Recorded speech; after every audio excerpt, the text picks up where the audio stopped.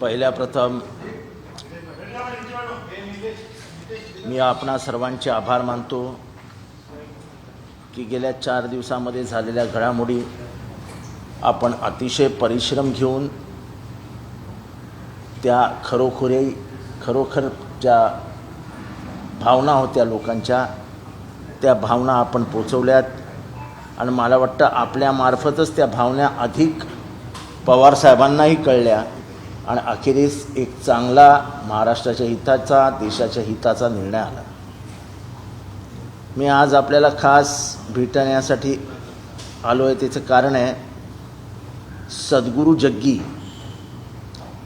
हे एक चांगले आध्यात्मिक गुरु आहेत, चांगलं बोलतात, चांगलं समंजसपणे समजून सांगतात, पण त्यांनी आपलं जे अध्यात्मावरची पकड आहे त्याच्यापर्यंतच मर्यादित राहावं असं मला वाटतं। ज्या पद्धतीने त्यांनी शिवाजी महाराज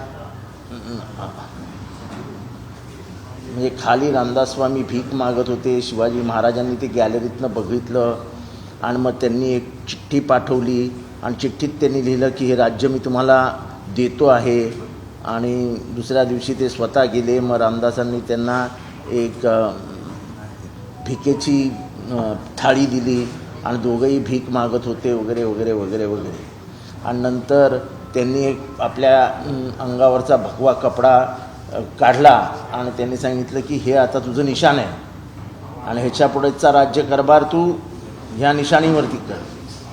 मला वाटतं की हे जे कोणी सद्गुरू साहेब आहेत ह्यांची अनेक वेळा मी टी व्हीवर काही ऐकलेलं आहे। अतिशय छान बोलतात, आवाज छान आहे आणि अध्यात्मावरची पकड पण चांगली आहे, पण नको त्या विषयावर हात घालून त्यांनी एक नवीन वाद निर्माण केला आहे। मला वाटतं हा वाद त्यांनी ताबडतोब मिटवायला हवा। शैव पताका म्हणजे भगवा झेंडा हा महाराष्ट्रामध्ये शिवकालाच्या आधीपासून आहे, तो शैवाचा झेंडा आहे, त्याचा एक वेगळा इतिहास आहे महाराष्ट्रामध्ये आणि म्हणूनच तो छत्रपतींनी स्वतःचा झेंडा म्हणून वापरला, स्वतःची पताका म्हणून वापरली। हे अंगावरचं वस्त्र फाडून ही पताका बनलेली नाही।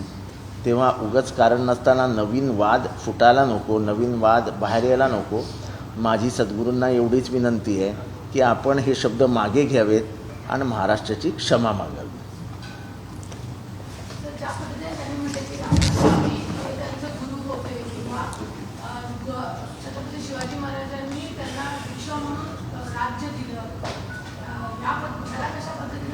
नाही मला ही ऐकीव कहाणी एखाद्या एवढ्या चांगल्या आध्यात्मिक गुरूंनी आपल्या जे भक्त आहेत त्या भक्तगणांपुढे येऊन सांगावी आणि त्याच्यातनं गैरसमज निर्माण करावेत हे योग्य नाही। आणि म्हणूनच मी सांगितलं की हे प्रकरण आपल्या म्हणजे मला काय वाद वगैरे वाढवायचे नाहीत, पण हे असं खोटा इतिहास डिस्टॉर्शन ऑफ म्हणजे इतिहासाचं विकृतीकरण हा महाराष्ट्राला आणि देशाला लागलेला शाप आहे। आपण खोट्या कहाण्या सांगून 40 वर्ष लोकांच्या मनावरती पकड बसवू शकलो। आता कुठे सगळा इतिहास हा व्यवस्थित सरळ मार्गाने जात असताना अचानक एवढ्या मोठ्या आध्यात्मिक गुरूने असं काहीतरी बोलणं हे मनाला पटणारं नाही। म्हणून त्यांना एक सूचना देतो आहोत मी की आपण जे बोललात ते चुकीचं आहे, तसाच इतिहासातल्या कुठल्याही पुस्तकात नाही, कुठल्याही बखरीत नाही, म्हणजे असा कुठलाही स्तोत्र नाही जे हे सांगू शकतो। त्यामुळे त्यांनी ह्याच्यात अधिक पुढे न जाता महाराष्ट्राची माफी मागावी। छत्रपती शिवाजी महाराजच का? कारण याआधी भाजपच्या एका नेत्याने पत्रकार परिषदेमध्ये शिवाजी महाराजांवर उल्लेख केला होता, त्याच्यानंतर महाराष्ट्राच्या राज्यपालांनीही तसाच उल्लेख वेगळ्या प्रकारे नाही गेल्या 6 महिन्यात मी गेल्या 6-8 महिन्यात हे बघितलं आहे की हे बहुजन जे चेहरे आहेत म्हणजे शिवाजी महाराज असो, फुले साहेब असो, शाहू महाराज असोत, छत्रपती आपले महात्मा बाबासाहेब आंबेडकर असो, ह्यांच्यावरती येऊन जाऊन टीका करण्याची एक सवय लागलेली आहे। बहुजन महापुरुषांचा अपमान का केला जातो हे मग काही कळत नाही। पण हे लक्षात घ्या की आताची जी पिढी आहे ती वाचन हे म्हणजे त्यांचा लॅपटॉप हे त्यांची लायब्ररी आहे। आता मी हे बोलल्यानंतर मला माहिती आहे की लाखो तरुण लायब्ररीत जातील, म्हणजे लॅपटॉपवर जातील आणि भगवा झेंडा आला कुठनं हा शोधून काढतील.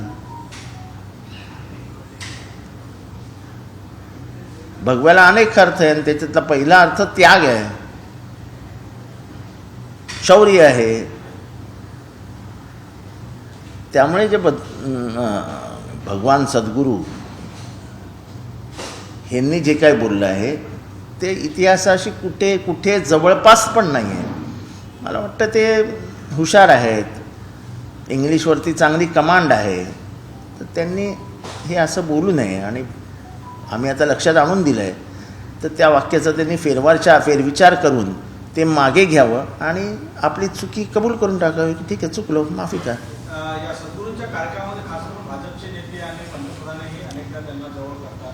यामुळे दिसते की या माध्यमातून बहुजन चेहऱ्यांचा अपमान करण्याचा नाही, एक असं मी पाहतो आहे की साधारण महाराष्ट्राचे राज्यपाल उठतात,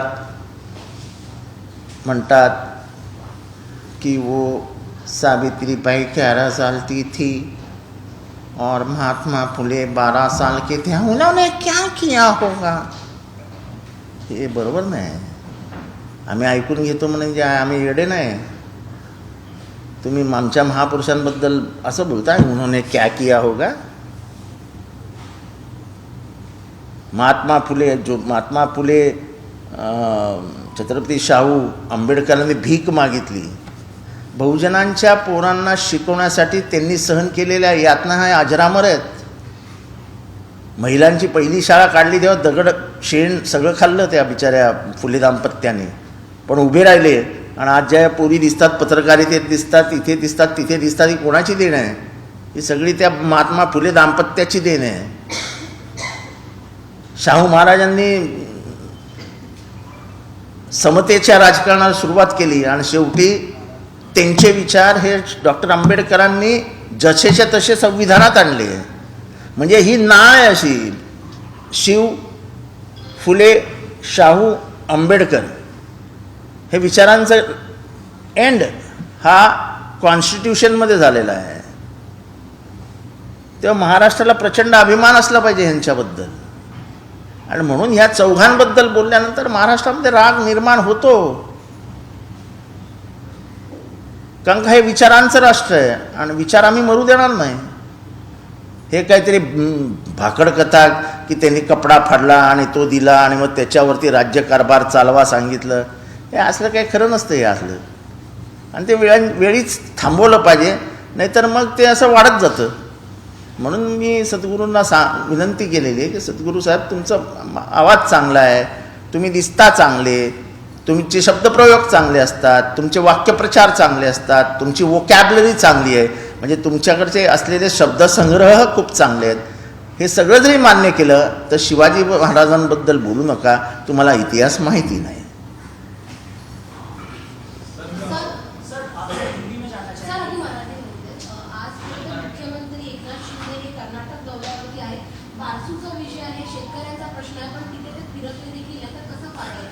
त्यांचं राजकारण करण्याची स्टाईल वेगळी आहे. ही आपलीच माणसं आहेत बारसूतली, जातील कुठे असं त्यांना कदाचित वाटत असेल. शरद पवारांचा हा एकपात्री नाटक होता, तो 4 दिवस चांगला करमणूक केला त्या पात्रामुळे. शरद पवारांचा हा एकपात्री नाटक होता, 4 दिवस महाराष्ट्रात चांगली करमणूक झाली, अशी टीका मनसेने केली आहे. मनसेचा मिमिक्री शो आटपला की आम्हाला सांगा. शरद पवार यांनी जो राजीनामा दिला त्यामध्ये त्याच्यानंतर सांगितलं की महाविकास आघाडी अवैध राहील, पण शिंदे गटातून सांगितलं होतं की पवारसाहेब जे बोलतात त्याचं नेहमी उलटं होतं, म्हणजे महाविकास आघाडी. मला माहीत नाही त्यांच्यातल्या कुठल्या नेत्याला पवारसाहेबांबद्दलचा किती अनुभव आहे, त्याच्यामुळे महाविकास आघाडी भवितव्य योग्य आहे. महाराष्ट्र महाविकास आघाडी एकदम ओके आहे, एकदम ओके, विदाऊट खोके एकदम ओके. सर, तुम्ही एकदम ओके म्हणतात, पण काल तुमचे एक नेते पत्रकार परिषदेला आले नाही, ते एकदम ओके दिसत नाही. असं आहे की मी आज पत्रकार परिषद घेतो आहे, मी कालच्या पत्रकार परिषदेला मीही नव्हतो. असं सगळ्याच पत्रकार परिषदेला सगळ्याच नेत्यांनी उपस्थित राहायला पाहिजे. तुम्हाला तुमचं अशी अपेक्षा काय? पत्रकार परिषद कोणाची होती? शरद पवार साहेबांची. मग त्याला उपस्थित राहायचं की नाही हा त्याच्या मनाचा प्रश्न आहे. हां, शरद पवार साहेबांनी बोलवलं आणि आले नाही तर गोष्ट वेगळी. शरद पवार साहेबांनी कोणाला बोलवलंच नव्हतं. फक्त 2 माणसांना इशारा केला होता की तुम्ही या, एक प्रफुल्ल पटेल आणि दुसरे जयंत पाटील साहेब. ते दोघंही तिथे होते. सर हिंदी में जानना चाहेंगे कि एक मिनिट, मराठी खातं म्हणतो. अजितदादांच्या संदर्भामध्ये शिंदे गटाचे आमदार नेहमी आक्षेप घेतात की अजितदादा निधी देत नाही. आता मात्र अजितदादाच्या बाजूने शिंदे गटाचे आमदार असं ही सगळी दांभिकता होती, ही खोटारडेपणा होता. मला माहिती आहे अजितदादांमध्ये आणि एकनाथ शिंदेमध्ये किती सौख्य होतं, किती पैशाची घेणं देणं व्हायचं, किती निधी कोण कोणाला द्यायचा, कोण कशी कोणाला मदत करायचं हे मला पहिल्यापासून माहिती आहे. तेव्हा ते महाराष्ट्राला नाटक करायला ठीक होतं की आम्हाला निधी मिळत नाही, आम्हाला निधी मिळत नाही. निधीचा वाटप काढा, कोणाला किती निधी मिळाले, मग बघा काय होतं ते. सर नगर विकास खात्याला सर्वात जास्त निधी मिळाला. नगर विकास खात्याचे मंत्री होते स्वतः स्वयं मुख्यमंत्री, म्हणजे तेव्हा ते नगर विकास खात्याचे मंत्री होते. सर जयंत पाटलांनी म्हटलंय की शरद पवार साहेबांच्या राजीनाम्या दरम्यान अनेक लोकांनी पाण्यात देऊन बुडून ठेवला होता. तुम्हाला माहिती आहे की कोण लोक आहेत ते पाण्यात देऊन बुडून? नाही, मला पाणी पण माहीत नाही, ती पण माहीत नाही. सर हिंदी में आपसे जानना चाहेंगे कि आपने सदगुरु को लेकर के आपने सदगुरु को लेकर के आपत्ति उठाई, उनके स्टेटमेंट को लेकर के आपने सवाल उठाया है. शिवाजी महाराज को लेकर के जो उनका बयान है वो इतिहास के विपरीत है, आप ऐसा आरोप कर रहे हैं. See, I have heard Sadhguru speak. I am a great admirer of Sadhguru as far as philosophy goes. He shouldn't have gone into the history and said something which is controversial and which is distortion of the mainstream history. Shivaji never begged on any doors. Shivaji never accompanied Ramdas for begging. The flag, the ornamental flag of Shivaji Maharaj's kingdom did not come from the piece of a cloth torn by Ramdas from his body. So these are all hyped stories, imaginary stories, and this distorts the history. Shivaji was a great warrior. Shivaji was a great administrator.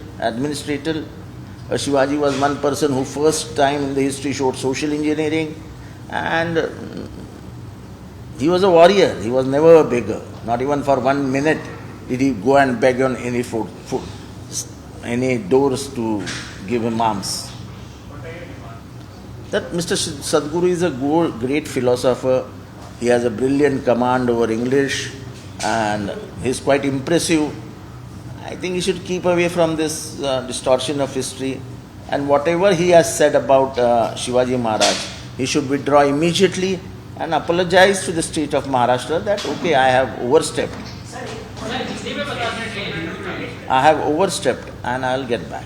There have been several instances wherein several leaders also in Maharashtra have, in fact, I think there was a planned strategy to distort the history, to criticize all the Bahujan leaders, like they criticized Shivaji Maharaj, they criticized Phule. Phule was criticized by none other than our governor, and that too also in a very bad way, in a very derogatory way. He criticized Shahu Maharaj, he criticized Ambedkar. The leaders criticized Shahu Phule. Ambedkar said that they used to go beg for the schools. So all this was done to insult the Bahujan Awaj. who do you think that, are behind this? I don't want to blame anybody. Though these individuals don't have brain. The governor had no brains when he said at the age of 12, 13, what must they what does this indicate when you talk about a boy and a girl? Is he a fool?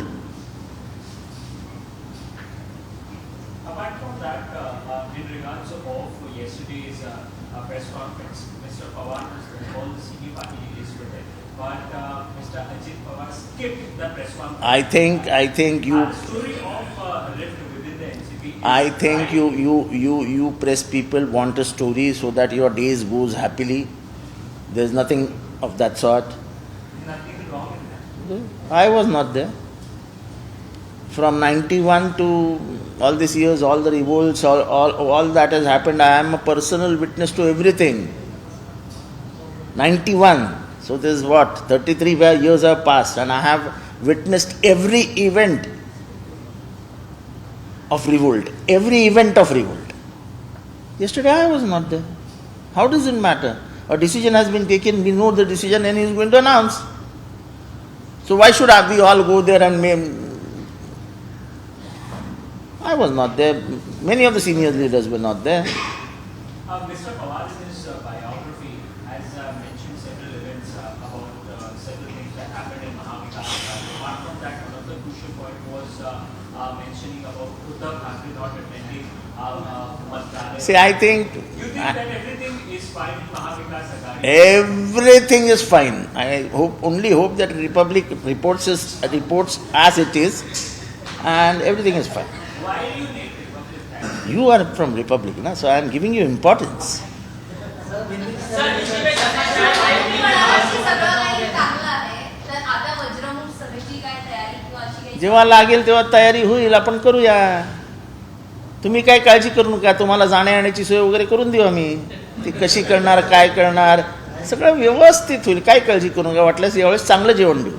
Sir Hindi में जानना चाहेंगे कि आज आपने जो press conference किया press conference का हेतु क्या है? आज ही अरे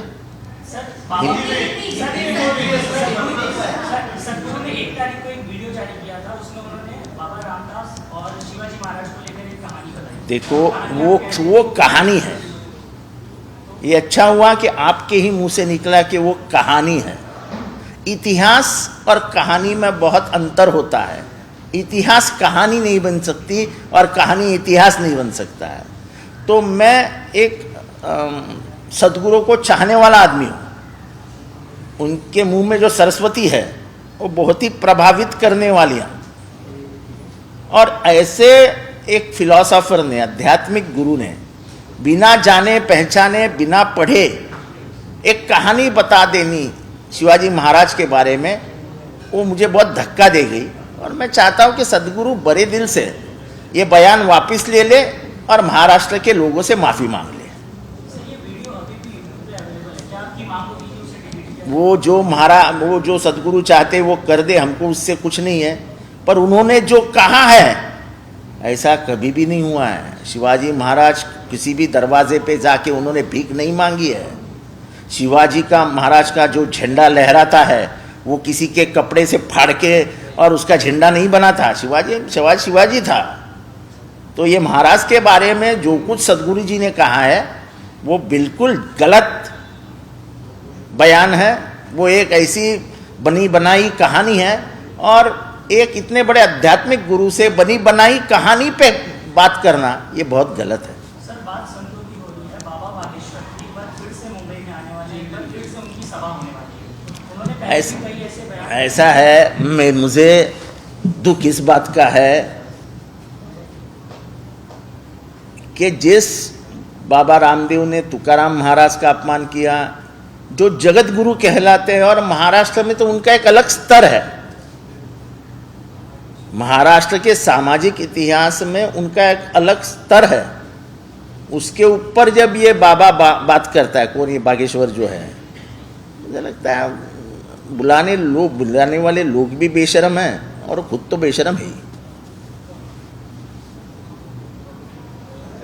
अभी चलो बागेश्वर को बेशरम का. आप कल के जो यहाँ पे प्रेस कॉन्फ्रेंस हुई थी पवार साहब की, उसमें कई सारे बड़े नेता शामिल हुए थे, लेकिन अजीत दादा के नहीं शामिल होने के कई सारे कयास लगाए जा रहे हैं. मुझे लगता है कि हमारे बीच में ये तय हो गया था कि पत्रकार परिषद को सिर्फ प्रफुल्ल पटेल और जयंत पाटिल जी जाएंगे, और उसके मुताबिक वो दोनों गए। हम लोग कोई भी प्रेस कॉन्फ्रेंस में नहीं गए। तो हम पार्टी में कुछ है कि नहीं है? लेकिन पवार साहब ने तो प्रेस कॉन्फ्रेंस किया तो कई सारे बड़े नेता थे, लेकिन वो अजीत दादा नहीं थे। कौन बड़े नेता थे, नाम तो बताओ। सिवाय जयंत पाटिल साहब और प्रफुल्ल पटेल जी, और कौन बड़े नेता थे वहां पे? सुप्रिया ताई उनके साथ पूना जाने वाली थी, और सुप्रिया ताई नेता से ज्यादा उनकी बेटी है। तो सर सब कुछ ऐसा कहीं कि ऑल इज वेल है, कहीं कोई जो है जो खबरें आ रही है नाराजगी को लेकर ये सब। देखो, आप पत्रकारों को अपने टीवी के टीआरपी का शौक होता है, तो जब तक ऐसी बनी बनाई कहानियां आप टीवी पे नहीं डालोगे और एक प्रकार का ऐसा स्वस्थ माहौल तैयार नहीं करोगे, तो टीवी देखेगा कौन? सर एक मेरा सवाल आपका भी एक कैलकुलेशन है ना। सर लेकिन धुआं तो वही उठता है जहां आग लगती है ना, खबरें वही आती है जहां। आपको जहां धुआं दिखता है वहां धुआं नहीं है, ऐसा हमको दिखता है। तो आपके नजर में और मेरे नजर में फर्क है। सर एक मेरा सवाल था जिस पर सर मेरा एक सवाल था जिस पर आपकी एक मुहर चाहिए कि जिस दिन पवार साहब ने अपना इस्तीफा ऐलान किया तो शाम को उनके निवास पर सभी की बैठक थी जिसमें आप शामिल थे, जहां पर अजीत दादा और पाटिल साहब के बीच में, जयंत पाटिल साहब के बीच में कुछ बातों को लेकर विवाद हुआ, जिसे लेकर कल पवार साहब ने उनके सामने सॉरी भी कहा था कि उनके इस्तीफे के बारे में अजीत दादा को मालूम था, बाकी इन लोगों को नहीं बताया गया। पर मैंने पहले ही बताया था, ये सब बात छोड़ दो, कि शरद पवार जी को इस्तीफा देने का वैयक्तिक कोई अधिकार नहीं है। अब वो शरद पवार पर्सनल नहीं रहे, वो एक प्रॉपर्टी है, एक राष्ट्रीय संपत्ति है जो सबकी है। तो शरद पवार जी ऐसा इस्तीफा दे ही नहीं सकते। कैसे दे सकते हैं? हमारी पूरी जिंदगी उनके ऊपर है, तो हमको पूछे बिना, हमको समझे बिना वो इस्तीफा कैसे दे सकते हैं? और इसलिए मैंने पहले दिन से मैं कह रहा था कि ये इस्तीफा गलत है और उनको वापस लेना ही पड़ेगा। वो हुआ। इसी को आपने बीच में रोक दिया। इसलिए ये आपको लगता है कि जब दोनों के बीच शब्दों का वार चला, पवार साहब के बीच और पाटिल साहब के बीच, तो कहीं एनसीपी में विभाजन का? देखो, ऐसा है क्या, तुम्हारे माँ और पिताजी में झगड़ा नहीं होता है क्या? घर है भाई हमारा, पवार साहब हमारे पिताजी है और नीचे हमारा घर है। घर में लड़ाई झगड़े तो चालू ही रहते हैं। घर में बर्तन नहीं बजेंगे तो किचन है पता ही नहीं चलेंगे। सर घर वाले साथ में रहते, कल तो पवार साहब थे ही नहीं। ऐसा है, जब कठिन समय आता है तब घर वालों ने साथ रहना चाहिए, और उनका घर अजीत पवार तक मर्यादित नहीं है ना, यही तो आप गलती कर रहे हैं। पूरे भारत में उनका घर है, इसलिए स्टालिन उनको फोन करता है, कहता है कि इस्तीफा मत दो। कश्मीर से अब्दुल्ला साहब फोन करते और कहते इस्तीफा मत दो। बिहार से नीतीश कुमार फोन करते, कहते इस्तीफा मत दो। राहुल गांधी जी फोन करते, कहते इस्तीफा मत दो। सोनिया गांधी जी फोन करती है, कहती है इस्तीफा मत दो। चंद्राबाबू नायडू कहते कि इस्तीफा मत दो। ममता बनर्जी कहती है इस्तीफा मत दो। उद्धव ठाकरे जी कहते हैं इस्तीफा मत दो। तो इसका मतलब केंद्र की राजनीति में, केंद्र की आने वाले दिनों में जो सियासत होने वाली है, इसका ये प्रमुख आधार है, और उस आधार को संभाले रखना ये पूरे देश के नेताओं ने अपनी जवाबदारी समझी। तो हमको भी, हम महाराष्ट्र के कार्यकर्ताओं को भी अच्छा लगा कि हमारे नेता का कद कितना बड़ा है, कि पूरा देश चाहता है कि वो वहीं रहे। और मुझे दूसरे बात की खुशी है कि एट द एज ऑफ 83, 18, 19, 17 साल के बच्चे खून से लेटर लिख रहे थे कि साहब इस्तीफा वापस लीजिए। ये जो 83 to 17, 18 ये जो गैप है, वो गैप में भी शरद पवार फिट बैठ गए। जनरेशन गैप जिसको बोलते हैं, वो गैप ही नहीं दिख रही है। 30 साल का नौजवान भी बोल रहा है शरद पवार चाहिए, 40 साल पे मुझे बुढ़ापे की तरफ बढ़ रही जो जनरेशन है वो भी कहती है कि शरद पवार चाहिए। यानी शरद पवार ने लोगों को कैसे अपने दिलों से जोड़ा है, इसका एक उदाहरण महाराष्ट्र में 3 दिन दिख रहा था। सर, महाविकास अघाड़ी की जब बात होती है तो 3 मुख्य जो दल हैं उनमें से उद्धव ठाकरे गुट भी आता है और उसी के संजय राउत अपने सामना के संपादकीय में लिखते हैं कि कुछ एनसीपी के नेता बीजेपी के नाव पे सवारी करने के लिए तैयार हैं। ऐसे में जब अजीत पवार शरद पवार के साथ प्रेस कॉन्फ्रेंस में नहीं दिखते हैं, सवाल उठते हैं, तो कितना जायज है? ऐसा है, कल प्रेस कॉन्फ्रेंस में कितने नेता ऐसे थे जो नहीं थे, है ना? मैं स्वयं वहाँ से चला गया था। मैं अपने आप को नेता नहीं कहता हूँ, कार्यकर्ता हूँ, लेकिन इस सब लड़ाई में मैं आगे था। पर लेकिन जब लड़ाई खत्म होने का वक्त आया तो मैं वहाँ पर नहीं था। तो मैं कहीं जाने वाला हूँ? नहीं जाने वाला हूँ। लेकिन संजय राउत बार-बार सामना में इस तरीके की बातें लिख रहे हैं। देखो ऐसा है, संजय राउत एनसीपी के नेताओं के बारे में। संजय राउत एक स्वयं पत्रकार है, सामना में सालों साल लिखता है, और उसने क्या लिखना चाहिए ये तय मैं नहीं कर सकता। मैं अभिव्यक्ति स्वतंत्रता के ऊपर बड़ा गहरा विश्वास रखने वाला आदमी हूँ, भारत के संविधान के ऊपर विश्वास रखता हूँ। वो संपादक है, वो लिखे, हर संपादक ने लिखी हुई बात सच आती है, ऐसा कभी हुआ है क्या? लेकिन वो आपकी पार्टी के ऊपर सवाल उठा रहे हैं। तो वो पार्टी ऐसा है कि कोई भी आप लोग सवाल पूछते हैं, कभी कभी उल्टा सुल्टा छाप देते हैं आप लोग भी, जो कभी होता ही नहीं, आपके टीवी चैनल पे चल जाता है। आपको वो अधिकार है, इसलिए गणतंत्र जीवित है। गणतंत्र में आपको अधिकार है बताने का, कहाँ कहने का, वो सब बातें सच्ची है, ऐसा नहीं होता है। आप भी कई बार गलत खबरें देते हैं, पर वो आपका दिया हुआ, डॉक्टर बाबा साहेब अम्बेडकर ने संविधान में दिया हुआ मूलभूत अधिकार है, उसको कभी भी किसी ने भी उंगली नहीं लगानी चाहिए। तो संजय राउत ऐसा जर्नलिस्ट जो लिख रहे हैं वो गलत खबर लिख रहे हैं, आप ये कह रहे हैं? ऐसा है, मैं उनको ना गलत बताऊंगा ना सच बताऊंगा। उनकी खबर है, खबर को खबर छोड़ दो। आप लोग कितने बार क्या क्या बताते हो, तो शाम को हम इतना ही काम करेंगे कि ये आज की खबर, रिपब्लिक की खबर गलत थी, टाइम्स की खबर गलत थी, ये शाम की खबर गलत थी, ये TV9 की खबर गलत थी, तो उतना ही प्रेस कॉन्फ्रेंस 9 बजे रोज ले क्या रात को? देखो मैं आदमी ऐसा हूँ कि मेरे पर इतने तुम लोगों ने तलवारें चलाई है, मैंने कभी मुंह खोल के भी नहीं बोला है यार भाई जख्म हो गई। आप चलाते हो, चलाओ, उसमें क्या है? बीजेपी के नेता है सर, वो कहते हैं कि जिस तरीके से ठाकरे परिवार के अंदर दरार संजय राउत ने डाली, उसी तरीके से पवार परिवार में भी दरार डालने की कोशिश किसके घर में कितने घर में, किसके घर में कितनी दरार है, किसके घर में कितना अंगार है, किसके घर में क्या क्या विवाद है, ये सब हमको मालूम है। लेकिन किसी के घर पे जाने की संस्कृति हमारे में नहीं है।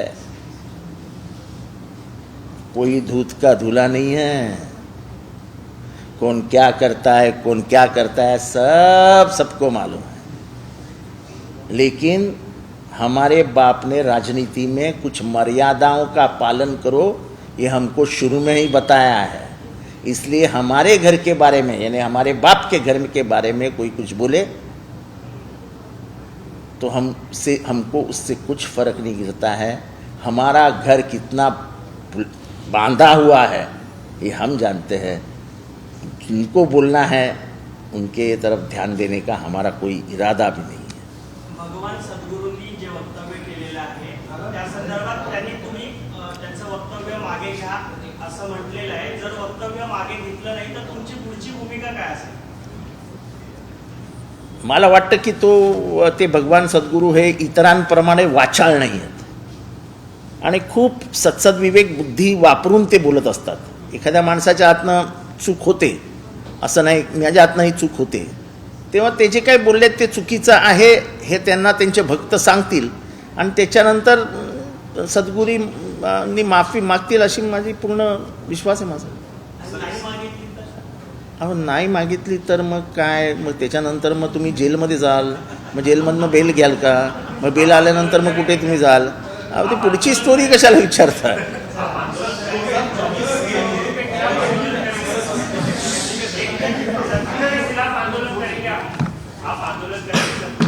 हर चीज़ टीवी पे नहीं बताई जाती है, कुछ हमारे लिए भी रखो मिस्टर संदीप जी। सर मैं ये पूछना चाह रहा था 2024 के लिए ऑपोजिशन की यूनिटी में ये जो बातें होती हैं, चेहरा और प्रोग्रेस की बातें होती है, अब जबकि several national leaders including Stalin, Rahul Gandhi, तमाम लोगों ने पवार साहब को कॉल किया है, संग लिखाया है, do you think Sharad Pawar now will be the face of the opposition? See, I am not talking about that. Would NCP now want Sharad Pawar be projected? See, basically it is first Mr. Sharad Pawar and the leaders to decide. I am nobody to talk on it. The only thing I wanted to tell you was the utility of Mr. Pawar. I'm asking about 2024. So that is what I am saying. For 2024, Mr. Sharad Pawar should be there. That is what everybody Leading is. the charge. No, nobody said lead the charge. They said you should be there. See, it is a common front. तो मुद्दा तो वही है ना sir, चेहरा कौन बनेगा इसी को लेकर। ऐसा है, कभी किसी ने 77 में सोचा था क्या मोरारजी देसाई चेहरा बनेगा? आप पत्रकार हो, इतिहास की जानकारी लो, कभी सोचा था किसी ने कि मोरारजी देसाई चेहरा बनकर इस देश का पंतप्रधान बन जाएगा? सोचा था? राजनीति पे चेहरे के ऊपर अब तुम लोग बात कर रहे हो, चेहरे पे काम नहीं करता है। जब इंदिरा गांधी हार गई थी रायबरेली से, आपको मालूम है किसने हराया था? एक ऐसे आदमी ने हराया था जिसका नाम राजनारायण था, उसके खीसे में 100 रुपये भी नहीं थे। ये गणतंत्र भारत का और भारत के लोग पागल है, पागल। वो एक बात जब ठान देते हैं कि इसको जगह दिखानी है तो आगे पीछे का सोचते नहीं है। भारत के लोग दिमाग में रखते हैं, बताते नहीं हैं। इंदिरा गांधी को हराने वाला, संजय गांधी को हराने वाला, अच्छे दिग्गज लोग हार गए थे, अच्छे दिग्गज लोग। मैं आपको बंबई की एक लड़ाई बताना चाहता हूँ, ये टीवी में एक बात बताना चाहता हूँ। एक बंबई में बड़ी लड़ाई हुई थी। उस वक्त बंबई के शहंशाह थे सक्का पाटिल। लोकसभा का चुनाव हो रहा था साउथ मुंबई का, और उनके सामने खड़े थे जॉर्ज फर्नांडिस। जॉर्ज फर्नांडिस के खीसे में 10 रुपये नहीं थे, 10 रुपये। और सक्का पाटिल ये पूरे देश के कांग्रेस के फाइनेंसर थे। तो उनको एक दोस्त ने पूछा इसी मजाक में कि जॉर्ज खड़ा है, जॉर्ज बहुत भारी प्रचार कर रहा है। बोलता है मेरे को भगवान भी नहीं हरा सकता। ये किसके लोग ये थे? सक्का पाटिल के। यानी सक्का पाटिल के पैरेलल नेता ही नहीं था बंबई में। और जॉर्ज सिर्फ लोगों को जाके इतना कहता था, आप उनको हरा सकते हो। आखिर 1.5 लाख के पिछाड़ी से सक्का पाटिल पीछे चले गया और जॉर्ज फर्नांडिस का सूर्योदय हो गया। तो ये हार जीत ये बातों पे नहीं होती। ये चेहरा है क्या, वो चेहरा है क्या, वो चेहरा है। कभी दुनिया ने सोचा था कि ट्रंप प्रेसिडेंट बनेगा?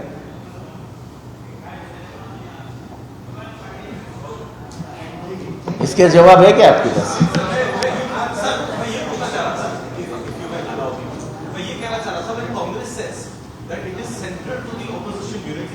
और जब शरद पवार अपनी किताब में लिखते हैं कि when it came to the formation of NDA, it was not very accommodative and it was then it realized its national party status. I don't know about that. I only think how much people respect it. और वो जो मैंने कहा था ना, भारत के लोग, यानी भारत के लोग कितने शांत बैठ के एक रिवोल्ट खड़ा कर देते हैं, वो समझ में भी नहीं आता है। जब इंदिरा गांधी के टाइम वो खड़ा हुआ था, बहुत ज्यादा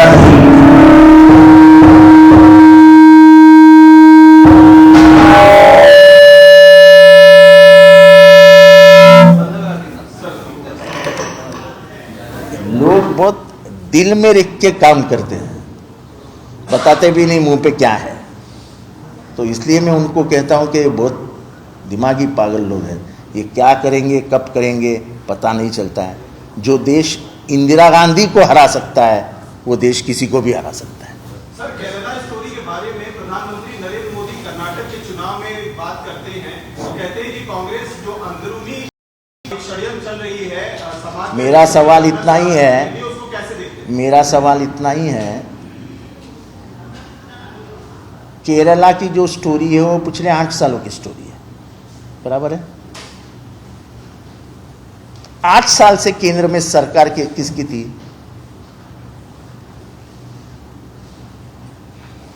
केंद्र की कोई जिम्मेदारी नहीं है, ये राज्य की जिम्मेदारी है।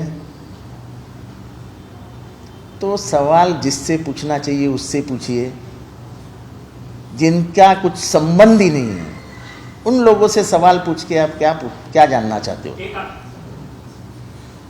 ये तो सवाल का जवाब पूरे देश को प्रधानमंत्री ने देना चाहिए कि असलियत क्या है। आप ये बातें इधर उधर करके क्या फायदा है? देश विदेशातील प्रत्येक घडामोडींचे लाईव्ह अपडेट मिळवण्यासाठी आता साम टीव्हीच्या सर्व सोशल मीडिया प्लॅटफॉर्मला लाईक, फॉलो आणि सबस्क्राईब करा। तसंच सर्व नोटिफिकेशनसाठी बेल आयकॉन प्रेस करायला विसरू नका।